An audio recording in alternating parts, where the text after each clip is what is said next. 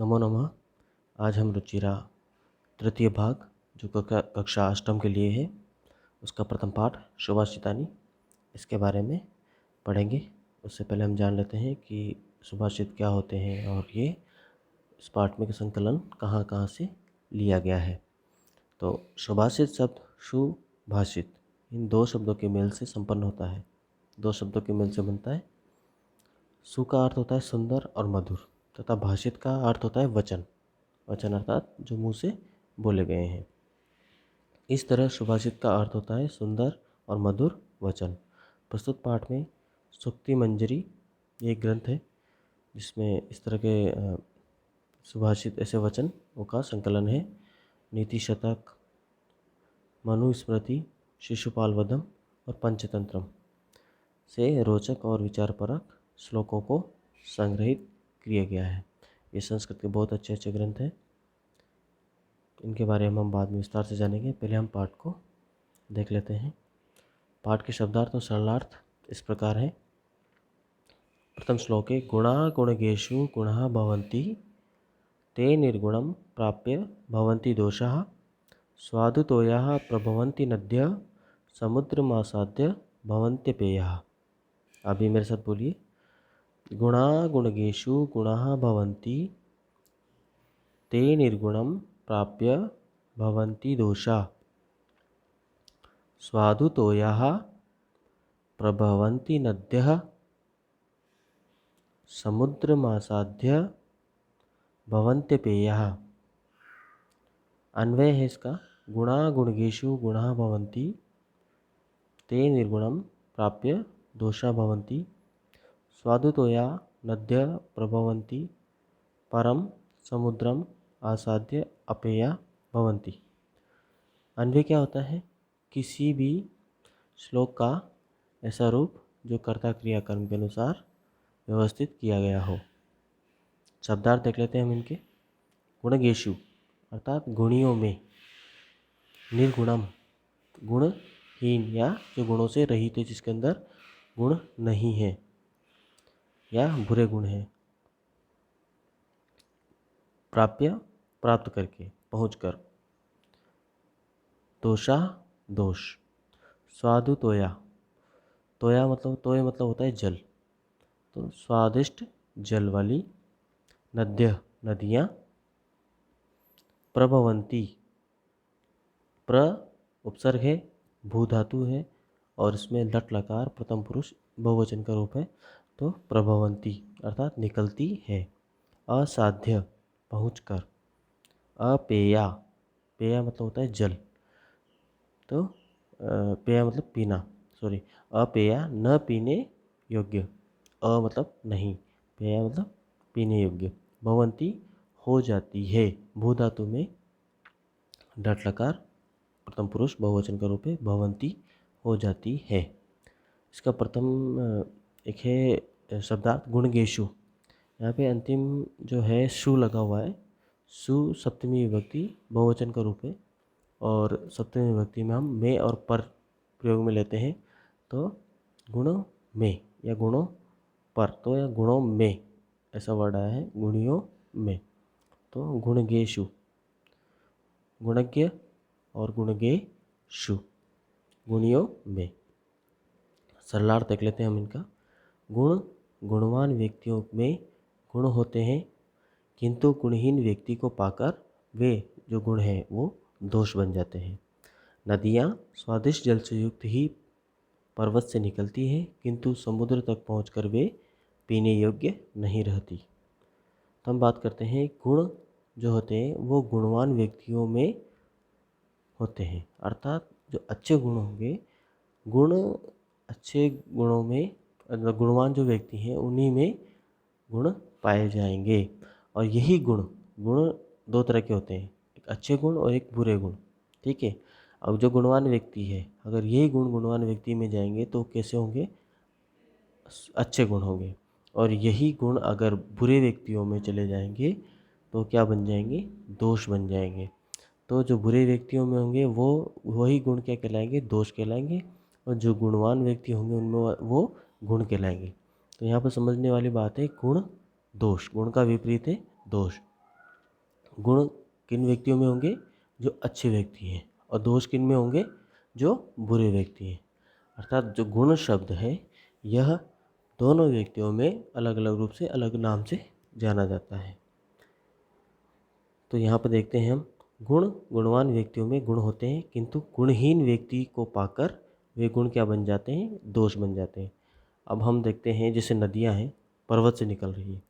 जब पर्वत से निकलती है तो इनका जल मीठा स्वादिष्ट होता है, पीने में अच्छा लगता है। लेकिन यही पानी बहता हुआ जब समुद्र में पहुंचता है तो ये पीने योग्य नहीं रहता, नमकीन और खारा पानी बन जाता है। तो वैसे ही गुण जो होते हैं अच्छे व्यक्तियों में होंगे तो गुणवान वो व्यक्ति कहलाएगा, और यही गुण अगर किसी बुरे व्यक्ति में या गुणहीन व्यक्ति में चले जाते हैं तो वो गुण क्या बन जाते हैं? दोष बन जाते हैं। अतः आप लोगों से यही है कि इसमें समझने वाली बात है कि भाव इसका देख लेते हैं। संगति में गुण विकसित होते हैं, किंतु कुसंगति में वही गुण दोष स्वरूप बन जाते हैं। संगति का अर्थ है यहाँ पे सुसंगति, अर्थात अच्छे लोगों की संगति। आप अच्छे लोगों के साथ बैठेंगे तो आपके गुण विकसित होंगे, अच्छे गुण आपके अंदर विकसित होंगे। लेकिन अगर आप कुसंगति अर्थात बुरी संगति, बुरे लोगों के साथ बैठेंगे तो आपके गुण भी क्या बन जाएंगे? दोष बन जाएंगे। आपके अच्छे गुण भी बुरे गुण बन जाएंगे, दोष बन जाएंगे। ठीक है, आगे हम बढ़ते हैं अगले श्लोक की तरफ। ख साहित्य संगीत कला विहीना, साक्षात पशु पुच्छ विषाणहीन, तृणम न खादन्नपि जीवमान, तदागदेयम परम पशुनाम। आप भी सब मेरे साथ बोलिए। साहित्य संगीत कला विहीना, साक्षात पशु पुच्छ विषाणहीन, तृणम न खादन्नपि जीवमानः, तद्दागदेयम परम पशुनाम। अन्वय देखते हैं इसका। साहित्य संगीत कला विहीना, साक्षात पुच्छ विषाणहीन, कौन होगा? ये नर होगा, नर मनुष्य, ह्यूमन। पशु तृणम न खादन अपि जीवमान, तत्पशूनाम परम भागधेयम। शब्दार्थ देखते हैं इसके। विहीन अर्थात रहित, साक्षात वास्तव में, पुच्छ विषाणहीन, पुच्छ होती है पूछ, विषाण सिंह, और उनसे जो विहीन है, रहित है, पूछ और सिंह से रहित। तृणम, तृणम का अर्थ होता है घास। खादन अपि, खादन और अपि, अपि का अर्थ होता है भी, खाते हुए भी। जीवमानः, जीवित रहता है। भागधेयम अर्थात भाग्य। परम, परमम परम, बड़ा, जो बिग। सरलार देखते हैं इसका। साहित्य संगीत व कला कौशल से हीन व्यक्ति वास्तव में पूंछ और सींग से रहित पशु है, जो घास न खाता हुआ भी पशु की भांति जीवित है। वह तो उन असभ्य पशु समान मनुष्यों, पशुओं का परम सौभाग्य है कि घास फूस न खाकर अपितु स्वादिष्ट व्यंजन खाते हैं। अच्छे से इसका श्लोक समझते हैं हम। तो अब ध्यान से सुनिए। साहित्य, साहित्य आप सब लोग जानते हैं लिटरेचर होता है। साहित्य जो हमारी पुस्तकें होती है, ये सब साहित्य में आती है। साहित्य, संगीत, म्यूजिक, संगीत और कला कौशल। जैसे कोई भी इंसानों के अंदर 16 कलाएं होती है। इन 16 कलाओं को, इन सब 16 कलाओं में से आपको, जैसे 16 कलाओं में भी है संगीत, नृत्य, पाक कला है, ऐसे बहुत सी कलाएं हैं। तो इन कलाओं में जरूरी नहीं कि 16 कलाओं में कोई निपुण हो, पर जितनी हो सके उतनी कलाओं में निपुण होना चाहिए।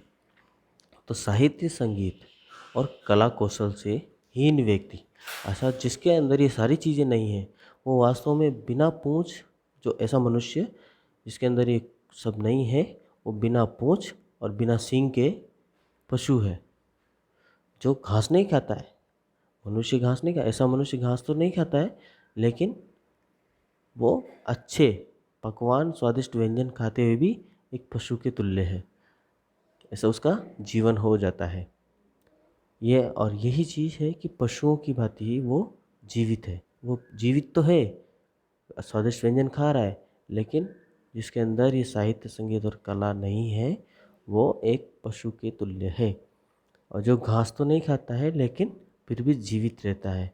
और यही उन परम जो पशु हैं उनका सौभाग्य भी है कि अगर ऐसा मनुष्य अगर घास खाता तो पशुओं के लिए कुछ ना बचता। तो ऐसे उन असभ्य पशुओं के समान ही वो आचरण करता है। इसीलिए अध्ययन और ऐसी कलाएं, साहित्य पढ़ना, संगीत पढ़ना, ये सब मनुष्य के अंदर आवश्यक तत्व हैं उसके जीवन कौशल और उसके विचारों को बढ़ाने के लिए। भाव हम इसका देख लेते हैं। साहित्य में अभिरुचि, अर्थात उसमें अभिरुचि, संगीत आदि कलाओं में कौशल से ही मनुष्य बनता है। साहित्य में आपकी रुचि हो, संगीत आदि कलाओं कौशल से मनुष्य क्या बनता है? मनुष्य। अन्यथा वह पशु का सा ही जीवन जीता रहता है। अर्थात जो पढ़ा लिखा व्यक्ति नहीं है, ऐसा नहीं जो पढ़ा लिखा नहीं है, लेकिन ऐसा व्यक्ति की बात की जा रही है यहाँ पे जिसके अंदर किसी तरह के कोई न साहित्य से संबंधित कोई जिसके पास ज्ञान है, न संगीत से संबंधित ज्ञान है, न उसको किसी तरह की कला का कौशल है, तो उनसे रहित। तो आप सभी इन कलाओं में से निपुण हो और प्रयास करते रहें निरंतर। हम अगला श्लोक पे आते हैं। घ लुब्धस्य नश्यति यशः पिशुनस्य मैत्री नष्टक्रियस्य कुलमर्थपरस्य धर्म विद्याफलं व्यसनिनः कृपणस्य सौख्यं राज्यं प्रमत्तसचिवस्य नराधिपस्यः। तो इसको देखिए, एक बार आप भी बोलिए इसको। लुब्धस्य नश्यति यशः पिशुनस्य मैत्रिः नष्टक्रियस्य कुलम् अर्थपरस्य धर्म विद्याफलं व्यसनीय कृपणस्य सौख्यं राज्यं प्रमत्तसचिवस्य नराधिपस्यः। अन्वय देखते हैं हम इसका। लुब्धस्य यशः पिशुनस्य मैत्री नष्टक्रियस्य कुलम् अर्थपरस्य धर्म व्यसनिन विद्याफलं कृपणस्य सौख्यं प्रमत्तसचिवस्य नराधिपस्य राज्यं नश्यति। शब्दार्थ हम देखते हैं। लुब्धस्य अर्थात लालची व्यक्ति का। लुब्ध व्यक्ति होता है लालची। लुब्धस्य षष्ठी विभक्ति एक वचन। तो लुब्धस्य लालची व्यक्ति का। पिशुनस्य, यहाँ भी स्य लगा हुआ है लास्ट में, तो ये अंतिम में स्य लगने से ये षष्ठी विभक्ति एक वचन का रूप है। तो पिशुनस्य, पिशुन होता है चुगलखोर, जो किसी की चुगली करता है, किसी के बारे में दूसरे गलत बात या किसी के बारे में उनकी बातों को दूसरों को जाके बताता है। तो चुगलखोर, पिशुनस्य चुगलखोर का। मैत्री मित्रता। नष्ट क्रियस्य जिसकी क्रिया नष्ट हो गई है। क्रिया वर्ब धातु अर्थात आपका कार्य। क्रिया होती है आपके जो कार्य है, अर्थात नष्ट क्रियस्य जिसकी क्रिया नष्ट हो गई है उसका, अर्थात अकर्मशील व्यक्ति का जो कर्म नहीं करता है। जैसे आप नहाना, खाना, सोना, पीना, उठना, दौड़ना, कूदना, ये सब क्रियाएं हैं। अर्थपरस्य अर्थपरायण व्यक्ति का, अर्थात धन को अधिक महत्व देने वाला हो। अर्थपरायण, अर्थ होता है धन, जो अर्थपरायण व्यक्ति का अर्थात धन को अधिक महत्व देता है। व्यसनीन बुरी आदतों वालों का। व्यसन होता है बुरी आदतें, व्यसनीन बुरी आदतों वालों का। विद्याफलम विद्या रूपी फल, विद्या का फल।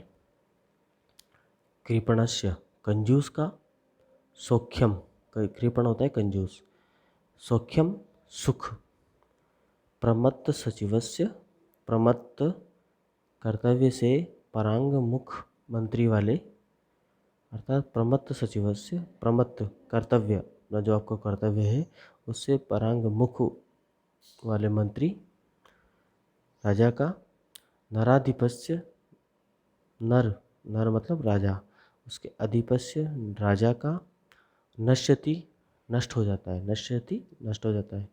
सरलार्थ देखते हैं, लालची व्यक्ति का क्या नष्ट हो जाता है, यश। जो लालची व्यक्ति होता है उसका यश नष्ट हो जाता है। चुगलखोर की क्या नष्ट हो जाता है, दोस्ती, अर्थात जो चुगलखोर व्यक्ति होता है वो उसकी दोस्ती नहीं रहती है, अतः उसके कोई दोस्त नहीं रहते हैं। जो कर्महीन होगा उसका कुल, जो कर्म नहीं करेगा उसका क्या नष्ट हो जाएगा, उसका कुल। कुल का अर्थ होता है उसका जैसे दादा का बेटा, बेटा इसका पूरा परिवार, वो उसका कुल कहलाता है। तो कर्महीन का क्या नष्ट हो जाता है, कुल। अर्थ और जो धन का जो अधिक महत्व देने वाला व्यक्ति होता है उसका धर्म नष्ट हो जाता है।